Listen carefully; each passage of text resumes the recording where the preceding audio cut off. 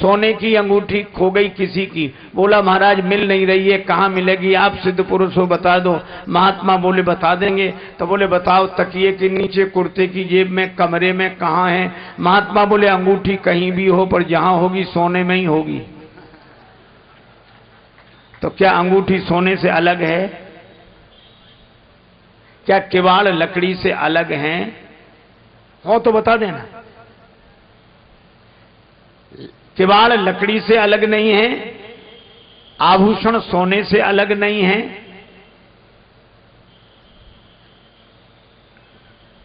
और ये कुल्हड़ इत्यादि पात्र मिट्टी से अलग नहीं है। ये तो साफ साफ दिख रहा है कि नहीं? समझ में आ रहा है कि नहीं? मिट्टी के बर्तन मिट्टी से अलग नहीं है, आभूषण सोने से अलग नहीं है, एक ही है। तो जैसे सोने के आभूषण सोने से अलग नहीं है,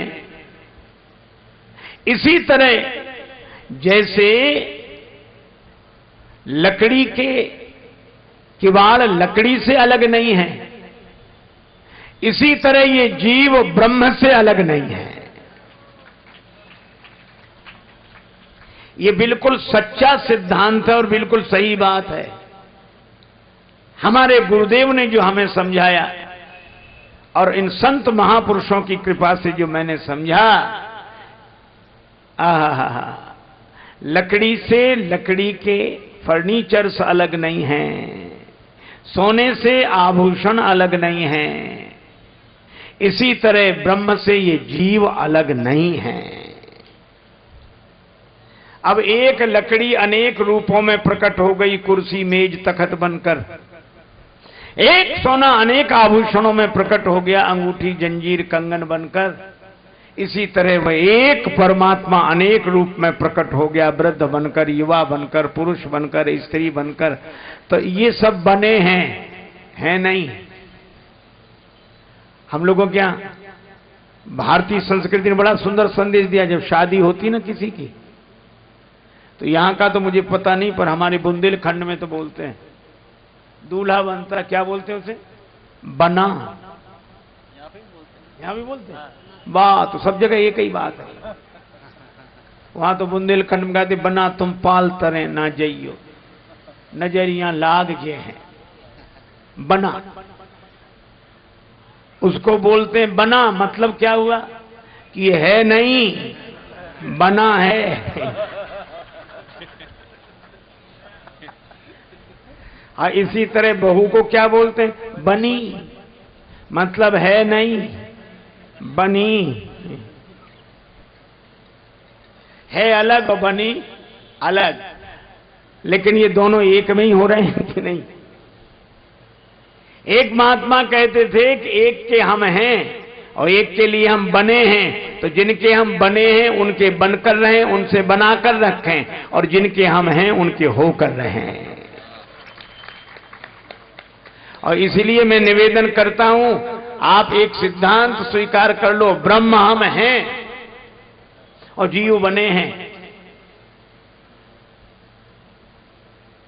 सोना अंगूठी बन जाए तो अलग अलग नहीं होता, ब्रह्म जीव बन जाए तो अलग अलग नहीं होता। इसी तरह मैं निवेदन कर रहा हूं कि ब्रह्म जीव की अभिन्नता को जानने के लिए जड़ और चेतन की ग्रंथि को तोड़ देना चाहिए। जड़ और चेतन की ग्रंथि को गुरुदेव की कृपा से खोल देना चाहिए। बल्कि उसका खोलना यही है कि अच्छा एक बात बताओ, हम आपसे कहें कि किवाड़ लकड़ी के किवाड़ हैं, हाँ हैं, तो इन किवाड़ों से लकड़ी को अलग करो, कर सकते हैं आप? हम कहें अंगूठी से सोने को अलग करो, कर सकते हैं आप? अरे जब इनको अलग नहीं कर सकते तो जीव को ब्रह्म से कैसे अलग कर सकते हो?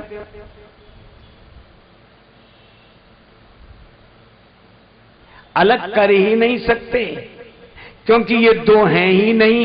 यह जान लेते ही, यह जानते ही यह गांठ झूठी हो जाती है कि नहीं? और इस ग्रंथ का मिथ्या अनुभव कर लेना ही मुक्ति का मार्ग है। अब ये एक पक्ष हुआ। अब दूसरा पक्ष, अच्छा, जैसे हमें पता लग जाए कि नाटक में बनने वाले भी हम ही हैं, होने वाले भी हम ही हैं, ये पता लग जाए, फिर नाटक करने में क्या हर्ज है? कोई हर्ज नहीं। भगवान श्री राधा कृष्ण एक दूसरे से मिले और मिलकर कहा कि वियोग के बिना मजा नहीं आता, और हम आप दोनों एक हैं, तो फिर अलग का अनुभव करो। का कैसे अलग का अनुभव करें? तो दोनों एक दूसरे की गोद में सिर रखकर रोते थे कि वियोग हो गया है, प्रियतम मिलो, प्रियतम मिलो। और राधिका जी कन्हैया को ढूंढे, कन्हैया राधिका जी को। दो आदमी रेलगाड़ी में जा रहे थे, आपस में बात कर रहे थे। एक ने कहा, भाई साहब आप कहां रहते हैं? उन्होंने कहा, चाचा भाई साहब आप कहां रहते? बोले, भैया हम दिल्ली में रहते हैं। अच्छा, दिल्ली में तो हम भी रहते हैं। तो इतनी बड़ी दिल्ली में क्या पता लगे? कहां रहते हो? अशोक विहार में। अरे वो अशोक विहार में तो हम भी रहते हैं। अच्छा, कौन सी? 32 नंबर कोठी में। उसी में हम रहते हैं। तो उसमें तो कई मंजिल है, एक दूसरी मंजिल में हम रहते, वो उसी में हम रहते हैं। सुनने वाले हैरान। उन्होंने कहा, हद हो गई, तुम जब एक जगह रहते हो, एक मकान में रहते हो और एक दूसरे को जानते नहीं हो? तो वहां से बोला, जानते क्यों नहीं है, हम तो बाप बेटे हैं। हम तो बाप बेटे हैं। बोले, फिर काहे को कर रहे हो ऐसी बात? बोले, समय काटने के लिए कुछ तो किया ही जाता है। इसी तरह मुक्त पुरुष भी भक्ति का आनंद लेने के लिए, ये भक्ति सुख प्राप्त करने के लिए द्वैत भाव की कल्पना करते हैं। और इस भक्ति में इतना सुख है जो आनंद मुक्ति में भी नहीं है। इसीलिए हम श्री सीताराम जी जो एक हैं, उनको दो मानकर गांठ जोड़ते हैं। जनकपुर से सूचना आ गई। महाराज दशरथ बड़े आनंदित हुए।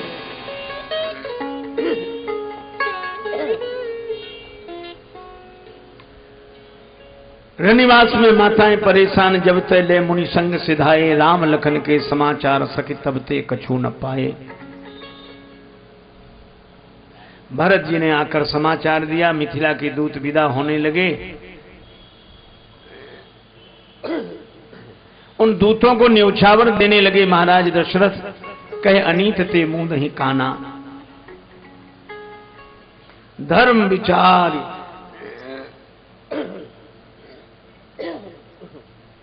सबनी सुख माना। अब राम जी के बारात की तैयारी हुई। क्यों भैया? राम जी की बारात में सब चलने के लिए तैयार रहो, हो कि नहीं? अच्छा, जरूर है, चलो ठीक। अब इतनी बड़ी बारात, श्री राम जी की अजब बारात अवध से मिथिला चली। श्री राम जी की अजब बारात अवध से मिथिला चली। श्री राम जी की अजब बारात अवध से मिथिला चली। श्री राम जी की अजब बारात अवध से मिथिला चली। अब देखो राम जी की बारात में पहले ही दृश्य।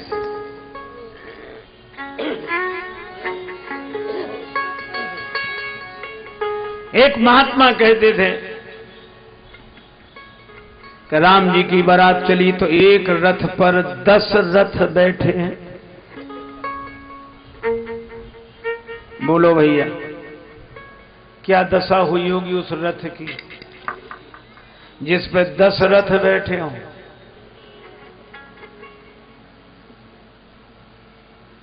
तो सुनने वाले ने कहा, इसीलिए तो इनके कुल का नाम भागीरथ कुल है। भागीरथ जी हुए का मतलब, बोले एक रथ पे जब 10 रथ चढ़ बैठे हैं तो रथ तो भागेंगे।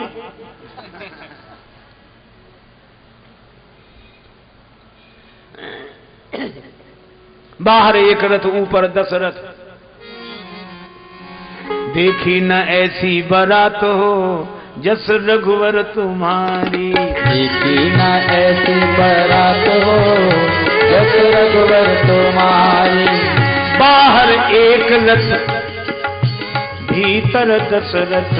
बाहर एक रथ ऊपर 10 रथ, बाहर एक रथ ऊपर 10 रथ, बाहर एक रथ ऊपर 10 रथ,